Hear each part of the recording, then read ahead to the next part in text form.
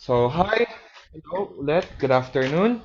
Okay, so resume na tayo ng discussion natin for final term, which is the derivatives of trigo functions. I can show you the word. Joke lang. I can show you how we derive or how we get the formula, or technically we need to use the three-step differentiation rule. Pero other than that, we can may papakita ko sa inyo mga ibang formula paano nag-come up doon. Okay? So, sige, try natin pakita isa-isa. Pakita natin ito.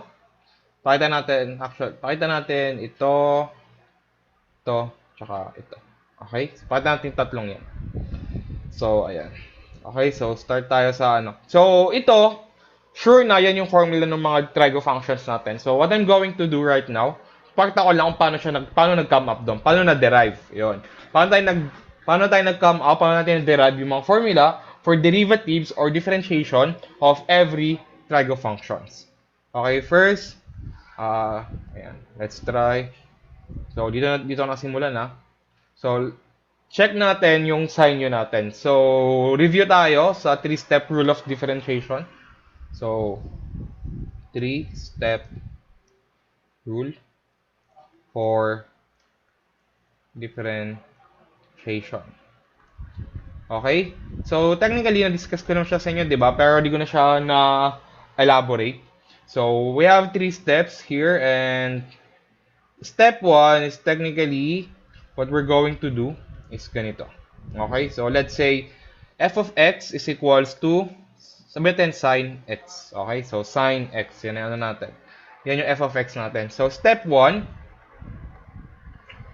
yung equation natin, guys, is gagawin natin siya magiging derivative of y is equals to f x plus delta x minus f of x. Okay? So, yan yung working equation natin. So, magiging sine, sorry, magiging sine x plus delta x minus sine x. So, ayan na yung first step natin. So, step 2, step 2 is divide the whole function, the new function, with delta x. So, kaya tayo nag-come up din sa dun sa mga different notations natin for differential, which is madalas, di ba, nabanggit ko sa inyo, we have d over dx, okay, something like that, or dy over dx, and so on. Technically, ito kasi, ginagamit siya mostly for differential equations, pero madalas, pwede rin naman sa calculus, okay, pero ayun. Pero kasi dahil as a function of y with respect to x naman, something like that. Pero madalas natin ginagamit is d, kasi mas madali, di ba? Walang hassle-hassle sulat. Okay, so ayan, sine, so magiging ganito siya, di ba? Magiging sine x plus alpha x minus sine x. Okay? So, ayan. So, over, sorry, over, ano to? Wait lang. Delta x. Okay, actually, dito, okay, so, ayan. So, magiging ganyan siya. Okay? Actually, di siya applicable dito. Pero, pakita lang din natin for the sake.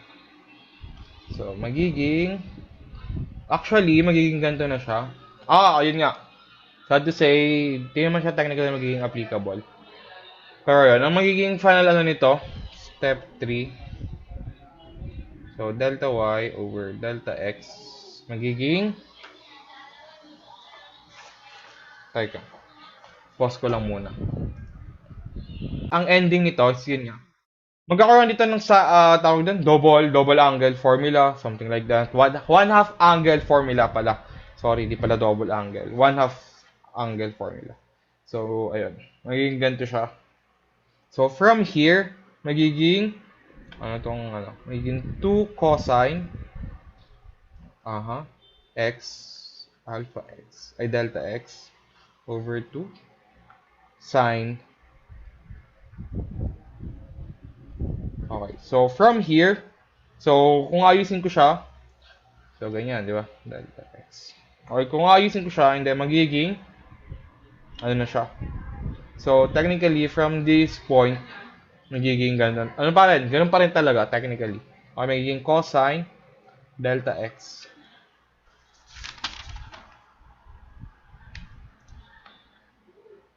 Magiging cosine x na lang pala. Sorry. Magiging cosine x pa din yung dulo nito. And then, derivative of dx. So, technically, ganun pa din. Okay? So, ayun. So, yan yung sa una. Actually, medyo mahaba kasing ano to. Pero, yun nga. Yun yung sa ano natin. So, same lang din. As what I'm trying to tell. Ito, yung step for sine theta or sine x is the same with cosine theta. So, magiging negative lang siya. Okay? So, dito tayo ngayon sa tan. So, paano tayo nag-come up ngayon? So, pakita natin paano tayo nag-come up sa, ano.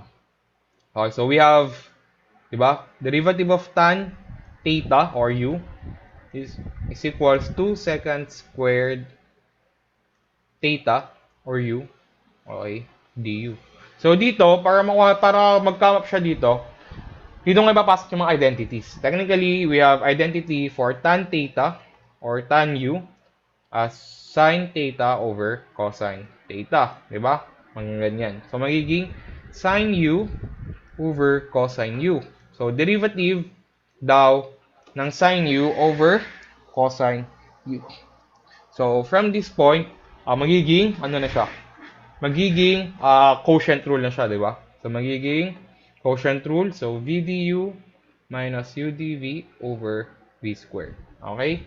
So, magiging cosine u multiplied by derivative of nung sa taas natin, which is cosine u din. Diba? Minus cosine, minus sine u pala. Minus, so minus, ano lang natin, sine u. Derivative ng cosine u natin, which is negative sine u. Okay, so negative sine u all over cosine squared u. Diba? Ito magiging cosine squared u. So, ito plus sine squared u all over cosine squared u. Then, balik tayo sa identities natin. Ito magiging 1. Diba? So, magiging 1 over cosine squared u. And then, technically, balik tayo sa reciprocal identity natin, guys. Magiging, so ito is equals to secant squared u du. So, ayun lang din. Okay? So, ayun lang din yon. So, pinakita ko lang naman. Hindi niyo maintindihan. Pero at least, yung formula na binibigay ko sa inyo, may idea kayo kung saan siya nanggaling. Okay? Kung nagigets niyo man. Okay? So, ayan. So, yung process nung sa tan theta natin, guys, is the same with cotangent theta. Ganun lang din siya. And, of course, then, sa secant theta natin. Actually, ganun din siya. So, derivative of secant theta or secant u is equals to secant u tan u du. Okay, so ganun din siya.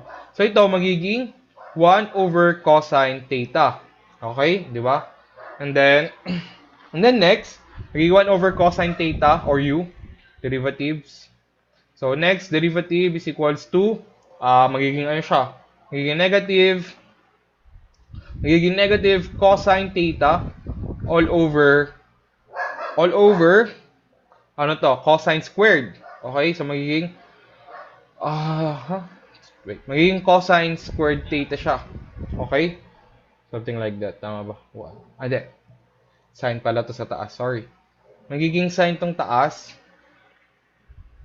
So, ano yan? Quotient rule yan, ha? Quotient rule ko lang din siya. So, v du minus u dv all over v squared. So, sine theta. And then, from here, magiging, so, may negative, actually, magiging positive pala yun. So, ito yun, ha? Ito yung pinapakita ko. Okay, so, magiging positive siya. Pakita ko na nga lang doon. So, cosine theta, derivative of 1, 0, diba? Minus 1 minus sine theta, which is n nga yun. So kaya siya naging positive.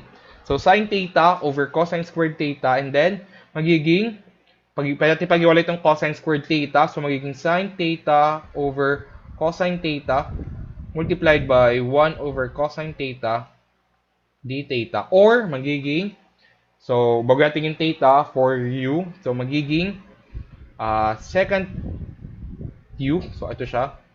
Then, multiplied by tangent u, ito siya. And then, derivative of u. So, ayun lang din yan. So, technically, kaya tayo nag-come up ngayon sa mga derivatives nung ibang functions natin. Okay? So, ayan yung mga explanation niya. And, parang checking. Okay? So next tayo, guys. So, ayan.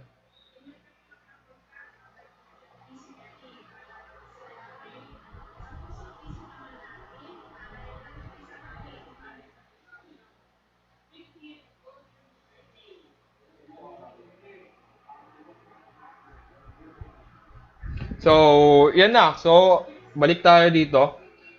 So, yung second theta natin, yung derivative of second theta is same lang din sa cosecant. Okay? So, ayun lang naman. Okay? So, that's all. Proceed tayo ngayon sa mga example problems. Okay? So, ito, madadaling example problems lang naman siya. Okay, sige lang. So, example problems na tayo. So, mostly, sample problems natin is magiging, tawag doon, ay puro naman, chain rule. Okay? So, hindi kayo mahihirapan. Start? Oh. So, okay. Let's start. Okay, so start tayo. So, ayan. So, let's try. Find the derivative. Okay, number 1. Find the derivative of sine 2x. Diba? Ngayon lang naman. So, meron tayong formula. Diba nga? Sine u is equals to cosine u du. Diba? Derivative of sine u is equals to cosine u du. So, magiging cosine 2x derivative of 2x. Diba? So, final answer, 2 cosine 2x. Okay? Diba? Madali lang. Walang kahirap-hirap. Okay, next. What if naman, guys, yung nasa loob nung trigo function natin is also a trigo function. So, magiging next example. Find the derivative of cosine sine 2x. So, technically, magiging lang naman siya. Okay?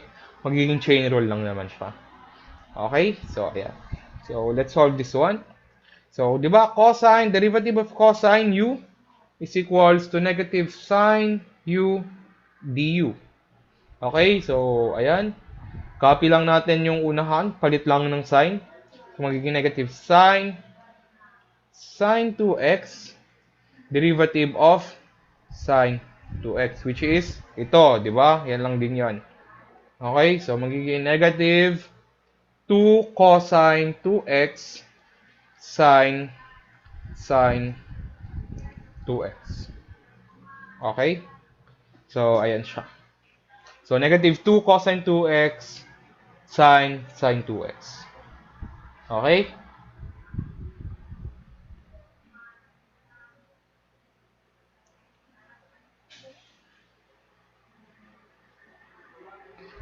Okay, malinaw pa naman yung mga binibigay kong examples, no? Hindi pa naman siya ganun. So, mapapansin nyo guys, sa mga ganitong example, mostly, yung nasa loob ng function, yung binabago ko lang naman. Okay? Next, try natin to. Number 2. Find the... Okay, so, nga pala. Okay, may papakita lang ako sa inyo. Guys, bago tayo mag-proceed sa next example ko. Dito ko pakita. Okay, so rules of exponent. So ito, rules of exponent when it comes to trigo functions. Hindi ko alam kung nag-apply dito sa logarithmic, pero pretty sure oo. So, in trigo functions, sine squared x is not equal to sine x squared. Okay? Ang kaiba yan.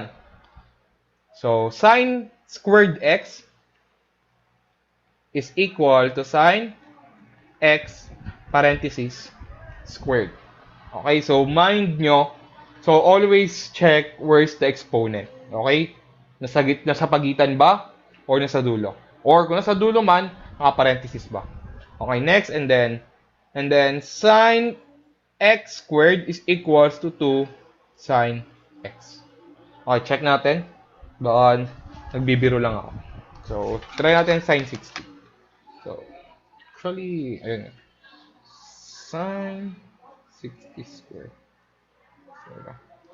So, sine 60. Actually, hindi. Okay, ba't ganun? Okay, wag nyo na muna actually, ba't? Kasi 360. Wait nga lang. Hindi. Okay, okay, mali. Mali. So, bura. Ito pala. Ito pala siya. Wait lang.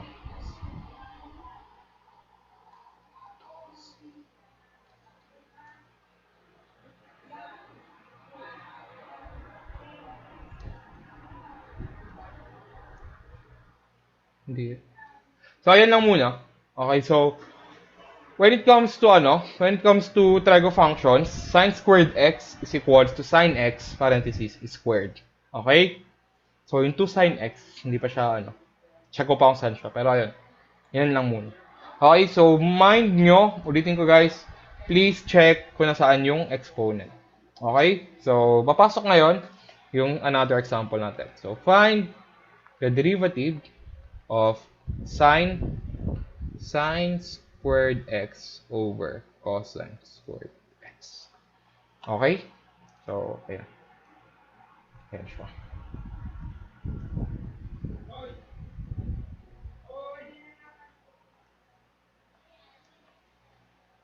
So, ayan. Okay, so ito yung equation natin. Okay, so find the sine squared x over cosine squared x. So, technically, katulad sabi ko kanina guys, ito, pwede siyang i-rewrite. Ito na sa loob ng function. We can rewrite this one as sine x over cosine x squared. And then, we can transform this one into tan x squared. Okay? So, ayan na yung working equation natin. So, magiging sine tangent squared x. And derivative. Yan. Okay, so solve na natin siya. So magiging cosine tangent squared x, derivative of tangent squared x. So kayo bahala, pwede nyo try natin i-product rule tsaka i-chain rule. Okay, kasi we can do this, we can do tan squared x as tan x, di ba? Or we can do as chain rule or exponent rule na tinatawag. So let's try first product rule. Baka kasi magkaiba, okay? For the sake lang. So let's check. So cosine, kasi baka may ibang tawag doon, characteristics when it comes to trigo functions. So magiging tan x times, so magiging udv plus vdu, di ba? So tan secant squared x plus tan secant squared x. Di ba? Magiging ganyan. So, actually, di ba? So, magiging cosine plus tan squared x multiplied by tan x 2 secant squared x. Okay? So, ayan. So, ayan na yung working equation natin. So, check natin kung okay, ganun din pala. Okay, ganun din. So, yan. Yan yung sagot natin. Or pwede siyang maging, actually, pwede siyang maging 2 tan x secant squared x cosine tan squared x. So, yan yung una. Product rule yung ginawa natin dito. So, note natin, product rule. Okay, so try naman natin if power rule. Okay, so pag power rule, ito lang mababago naman, di ba? So magiging pag power rule yan, 2 tan x derivative of tan x lang naman, derivative of tan x, di ba? Kasi minus 1, power rule. Okay, malilito sa kahit naka-trigo functions yan, guys, okay, malilito pag magpa-power rule kayo or exponent rule na tinatawag. Okay, so So, technically, ganun pa din naman siya. 2 tan x. Derivative of tan x, guys, is secant squared x. So, makikita nyo, guys, either of the two, mag-product rule man kayo, mag-exponent rule kayo, it will come up to the same answer. Okay? Pinapakita ko lang dito na you can do product rule if nag-come up kayo sa ganitong equation o ganitong expression, you can use product rule, you can use power rule. Okay? So ito, power rule. Okay? So ayun, I hope naintindihan niyo yung pino-point out ko dito. Okay? Ano na ba?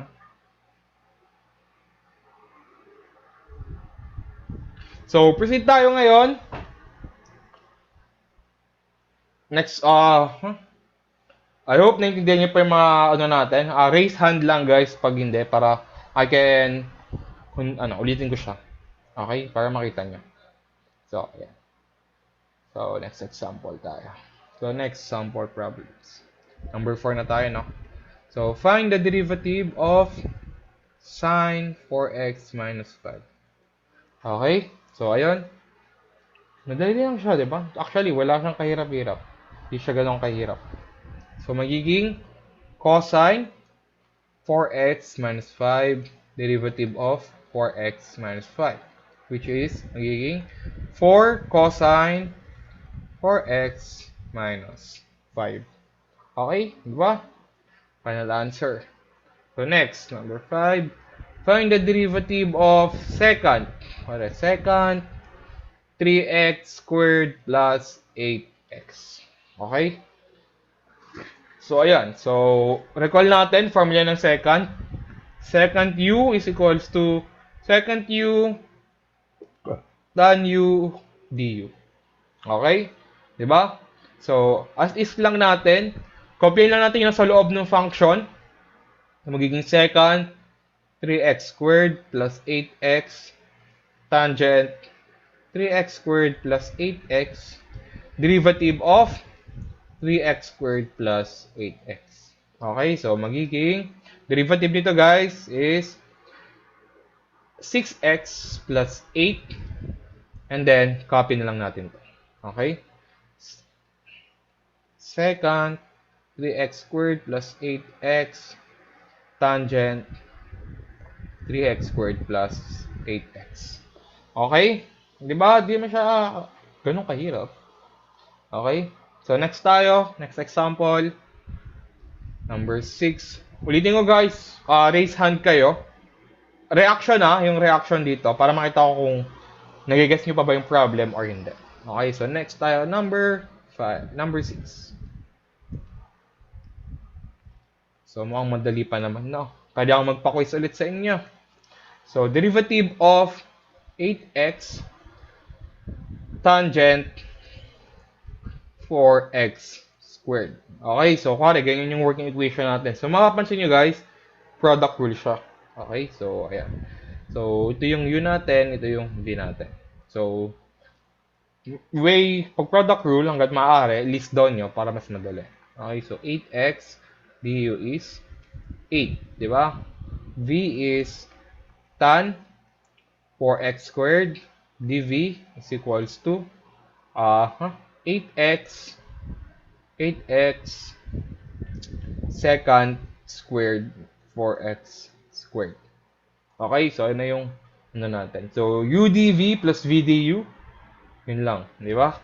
So 8x multiplied by 8x secant squared 4x squared, okay, plus 8 tan 4x squared. So, ito magiging 64 8x squared secant squared 4x squared plus 8 tan 4x squared. So, kung gusto nyo i-ayusin pa, pero pwede na yan. Or we can say na final answer is like this. Okay? Para makita nyo lang. Secant squared 4x squared plus tan 4x squared. Okay? So, ayan. So, madali lang siya, di ba? Hindi mo siya ganun kahirap. So, mukhang hindi mga nahihirapan. Hindi kayo salita. So, ayan.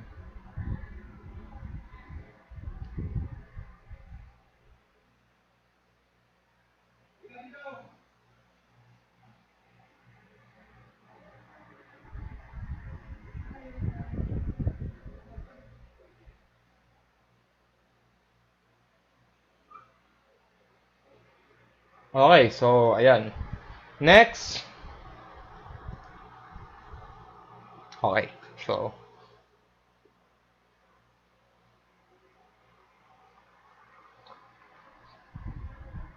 okay, ano na tayo? Last two examples. So, 7.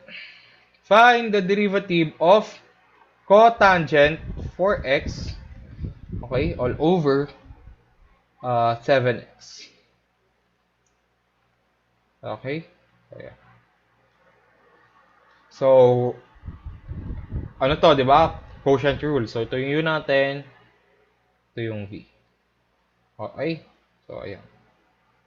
So, U is equals to cotangent 4x, and then du is equals to negative cosecant 4x, negative, ano pala to? Ayan. Negative 4, cosecant 4x. Okay, and then V, 7x, dv, 7. Okay, so formula is v du minus u dv all over v squared. Okay, so v du, so 7x multiplied by negative 4 cosecant 4x squared, bago natin kalimutan.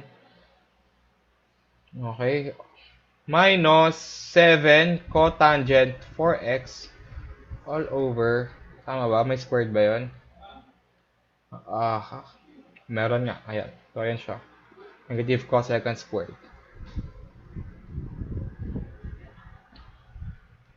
All over 7x parenthesis squared. So, magiging, ayusin natin to. Technically, we can come up with this answer. Negative 7 4x or negative 7. Pwede rin. Negative 7 4x cosecant 4x plus cotangent 4x. Okay? Ayan. All over 49x squared. And then, cancel out. Final answer is negative 4x. Negative 4x cosecant squared 4x. Yan. Plus cosine 4x bracket all over 7x squared. Okay? So, ayun. Cotangent pala to Ba't cosine yan?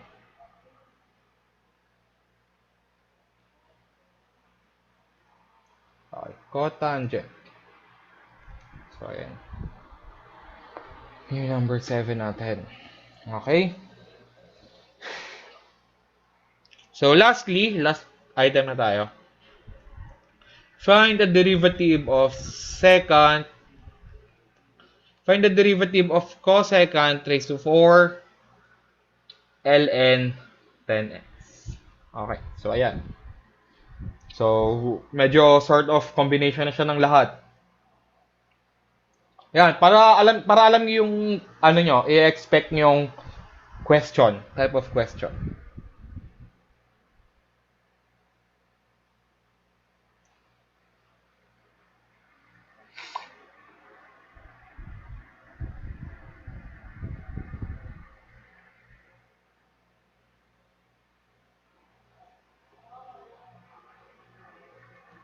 So, ito, technically, solve natin yung muna yung the whole formula. Okay? So, bago tayo papasok sa loob, kasi chain rule naman siya eh. So, technically, ito, power rule siya, guys. So, magiging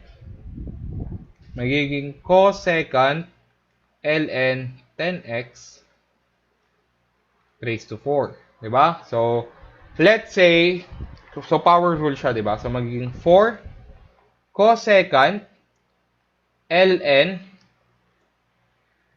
10x. So, ito mababawasan. So, magiging 4 minus 1 multiplied by derivative nung nasa loob, which is ln 10x. Diba? So, ayan. So, magiging 4 cosecant cube ln 10x. So, derivative ng ln natin. So, derivative nito is magiging du over u. Diba? So, derivative of 10x all over 10x. Diba? So, 4 cosine cube ln 10x, derivative of 10 over 10x. So, cancel out. So, final answer is 4 cosecant cube negative. Hindi, actually. Hindi pa. Wait lang. Mali. Mali. Okay, ulit. Dito tayo nagkamali pala. Hindi pa ito yung final answer. Actually, tama pala yan. So, so ito. Ito pala. So, yung derivative pa mismo nung nasa loob pala. Okay? So, ito yung labas pa lang eh. Ito pa lang yung ano. So, derivative of cosecant ln 10x. Okay? So, derivative niya, cosecant, balik tayo doon. Cosecant is negative. Okay? So, magiging negative cosecant ln 10x. Okay? Cotangent ln 10x times derivative of ln 10x na. So, yun na pala. So, derivative of ln 10x. Okay? So, ayan. So, ano na lang to? Sin natin para magkasya. So, magiging ito, labas natin itong negative. Negative sa ano. So, negative 4 cosecant cube ln 10x multiplied by cosecant ln 10x cotangent ln 10x times derivative of ln 10x. Okay, so yun nga, balik ulit tayo sa kanina. So ito, nakukuha natin na siya na 1 over x na lang siya. Okay, so ito, so makikita nyo guys, pero ito ipagsama tong cosecant na to.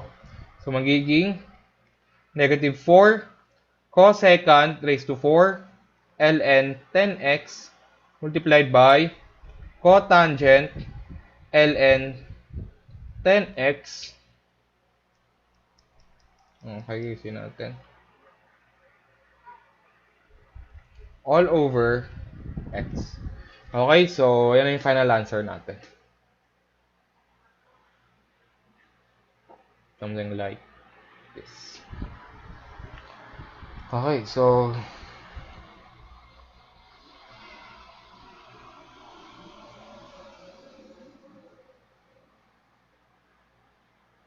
ayan lang. So